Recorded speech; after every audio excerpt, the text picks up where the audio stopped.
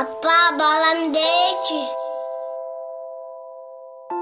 Hatta oğlum deyçi uğayın. Attыңай, мен эмне мындай мүмкүнчүлүк жок. Урматтуу мекендештер, наристе уулубуз Нурисов Мухаммед тубаса эки кулагы укпайт. Ар адамга ар түрлүү сыноо берилет. Жамандыктын алдын алуу садака делинет. Мухаммадка жардам берип, өзүбүздү жамандыктан сактайлы. Наристенин ата-энеси жалпыбыздан жардам сурап кайрылууда. Кел тууганым, наристенин сырткы чөйрөнүн дабышын угууга көмөктөшөлү. Кайдыгер карабаган инсандарды төмөндөгү эсеп счёттарына акча каражатын которууну суранабыз.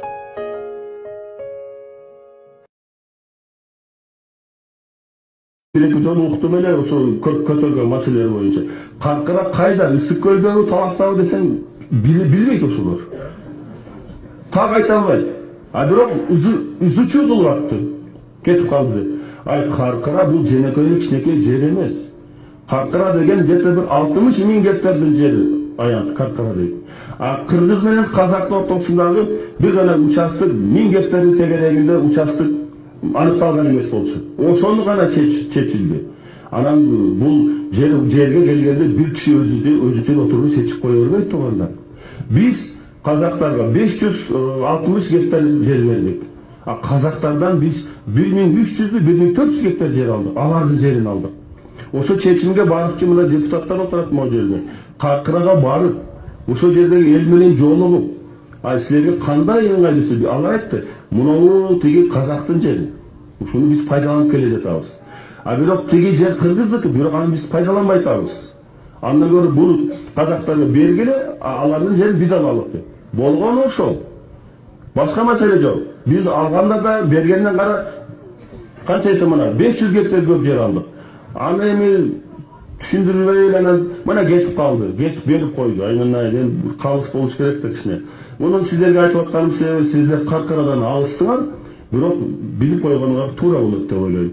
Эч качан Кыргызстандын президенти болобу, башка мамлекеттин жетекчиси болобу, жекеле өзүнүн кызыкчылыгынын артынан башка өлкөгө жер, 1 метр жер жөн эле берип койбойт. Анын жолу өтө татаал. Ошондуктан муну туура түшүнүш керек. А биздин оппоненттерге башка айта турган сөзү жок. Ошондуктан жанагы сөздөрдү айтып атат. Эми булар айта берсин.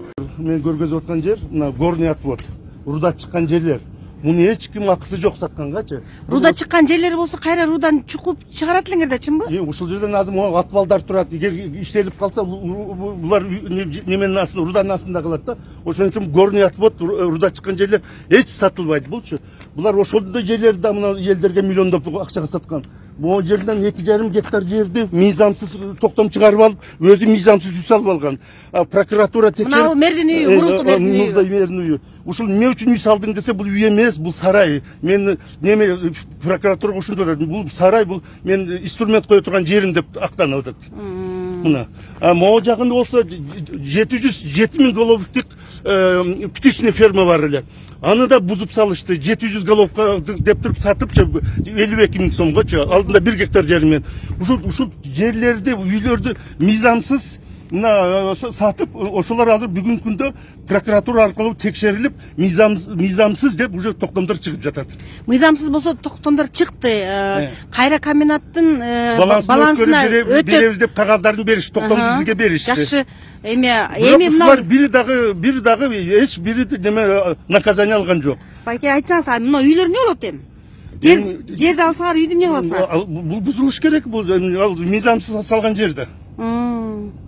Мыйзамсыз токтомдор чыгарып. Ушул кишилердин жаңы техникаларды сутуп саткан, жерлерди, үйлөрдү сутуп алган жүрүшөттөр жыргашып коюп. Айдаркендин мурунку мэринин үйүгү фамилиясы аты кимде? Бул ошол Посуправа деп койчу, ошол мэр Мукумов Токтобайдын үйү. Мукумов Токтобайдын үйү. Ошол өзү мэр болуп турганда токтом чыгарып туруп, ушул жерлерди алып алган. Өзү ал жерде өзү неме ошол мезгилде бул ушул жерде подхоздо иштеген, буга Ташбалтаев деген адам мыйзамсыз жол менен токтом чыгарып берген. Ташбалтаев деген мэр болуп турганбы? Ал ошол поссовет болуп турган ушул жерде.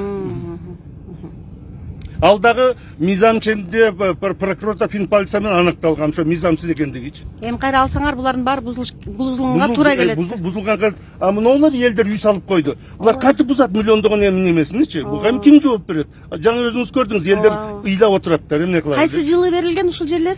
Токтом кайсы жылы чыгарылган?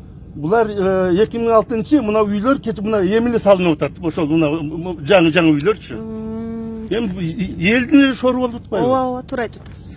Президент келгенде барып толкунданабыз го. Ошондо Сооронбай Жээнбеков эртең менен таң атпай баягы шаарды пробка кылбайын деп өтүп кетчү эле. Анан кийин намаз окуйт экен, анан зонтикти өзү кармап алат экен деген нерселер жөнүндө мындай көп пиар ходдор болду да. Ошо менен эле чектелип калды да, бирок Сооронбай Жээнбековдун пиарычы. Анан чынын айтканда мындай бул пиарщиктердин кылган ишиби же Сооронбай чын эле ошончолук жөнөкөй адамбы? Сооронбай Жээнбеков бардык жагынан жөнөкөй экен да. Иш билги жагынан да жөнөкөй, мындай ишти жылдыра албайт ордунан. Саясатта да көрдүк жөнөкөйлүгүн. Эч кандай мамлекет артка кетти да. Сооронбай Жээнбековго повезло да, баягы поезд элестетсең, локомотив да. 90 км/ч менен барып туруп Алмазбек Шаршенович рулду өткөзүп берди. Ал дальше газ берген жок да, ошонун инерциясы менен 3 жылга келди да. Ошол кеткенден баштап эле элестеттик эле. Канча компаниялар рейдерлик захват кылышты. Мисалы үчүн атам Акаевдин убагында, Бакиевдин убагында бизнести рейдерлик жол менен басып алса, булар партияны басып алды да. Бул мамлекеттин тарыхында биринчи жолу болду, биринчи элдерден болду. Анан сиз айткандай жанагы эртең мененки келген окуясы боюнча өзүм түздөн түз катышкан, ошол убакта 4 ай болсо дагы көргөн адам катары айтайын. Эртең менен 7-те келет да, эртең менен 7-те тозуп алат эле. Жумуштан. Ак үйдөн тозуп алат эле, анан таң калат элем, эртең менен 7-те келип алып, аппарат 9-да келсе жумушка. 2 саат эмне кылат? Руководитель аппарат жок болсо, баягы бөлүм башчылары жок болсо. Анан даже приёмда отурган секретарша да жок да. Анан Эрнис деген жардамчы бар эле, анан Эрнистен сурадым, эртең менен 7-те келип алып эмне кыласыңар?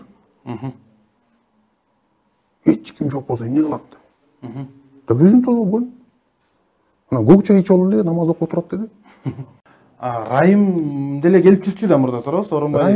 Райым Сиз Алмазбек Атамбаев менен жүргөндө Райым Матраимов деле келип жүрчү да. Ошол эле учурда Райым Матраимов тиги бажы кызматынын төрагасынын орун басары болчу. Ошол учурда эле Райым Миллион деген атка ээ болгон.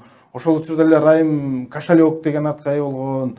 Атамбаев менен киришип, чыгышып турган. Анан жанагы эле Сооронбай Жээнбековдун немесинде тиги ант берүү аземинде жанагы эле Өзбекстандык Абдыкаров деген отурат дегендейчи. Бул ошо Райым менен Атамбаев мамилеси тууралуу айтып бериңизчи. Урушканга чейин. Райымды мен Райым Матраимовду көргөн эмесмин, ушунга чейин көрө элекмин, эчтесиңби? Сиз тирүү көрө элекмин, живой көрө элекмин. Сиз Алмазбек Атамбаевди кайтарып отурганда Райым бир да жолу келген эмес. Бир дагы жолу келген эмес. Бир да жолу. Бир дагы жолу. Сиз үчүн баягы генерал катары. Генерал эмес, полковник, чисто чыныгы офицер катары айтып бере алам да. Бир да жолу. Туран кармап айтып бере алам мен даже. Райым Матраимов Алмазбек Атамбаев келген. Райым Матраимов бир дагы жолу Алмазбек Атамбаевдин үйүнө келген эмес, жумушуна да келген эмес. Анан кийин азыр кийин ошо Сооронбай Жээнбековдун убагында айтылып атты, бул Райымды Райым кылып аждар кылган, анткени бул ошол Алмазбек Атамбаев болгон убагында депчи. Ошол болгон шарттын баарын ошол түзүп берген. Мен коопсуздук гана кызмат аткаргам. Алардын саясий кызматы кандай болот, мен ал жагына аралашкан эмесмин, таптакырчы. Мага ошо Алмазбек Атамбаев каяка барса дагы аман эсен, бөөдө кыздан сырткары эле аман эсен барып, аман эсен келген эле негизги максатым болгон. Бул жакта деле. Анын ичинде кимди ким ажыдар кылды, андайын аралашкан эмес. Мен кийин эле кызматтан кеткенден кийин, ушундай партия иштерине аралашып, кичине жардам берип баштагандан кийин гана түшүндүм да.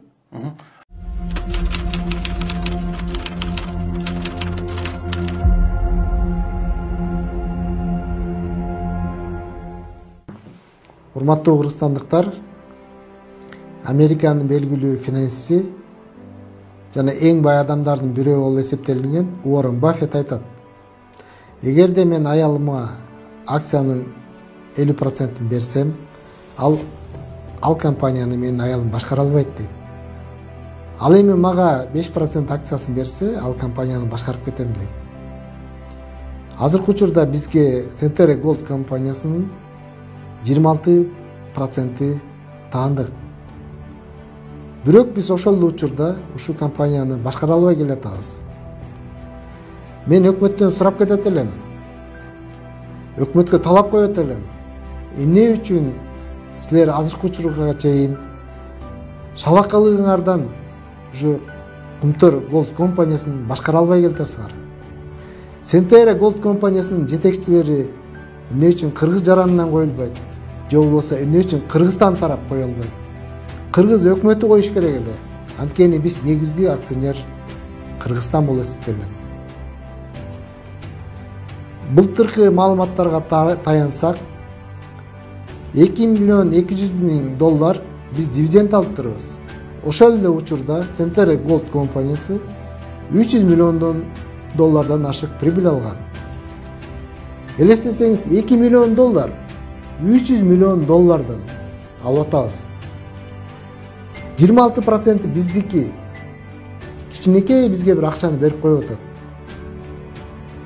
Быйыл 2026 жылдын жыйынтыгы менен Кумтөр Голд компаниясынын же Сентере Голд компаниясынын пайдасы бир 400 миллион доллардан ашык болот.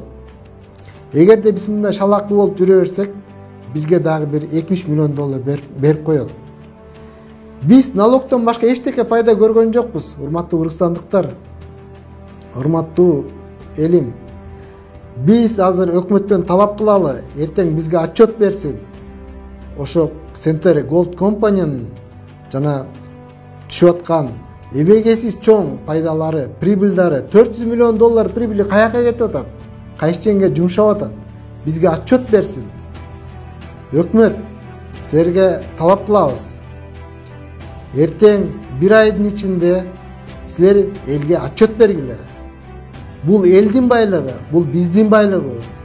Бул эртең биздин балдарыбыздын байлыгы. Силер шалакылык кылбагыла. Эртең отчетту бергиле элдин астында. Силерге бир ай мөөнөт беребиз. Бул биздин 3-чү талабыбыз.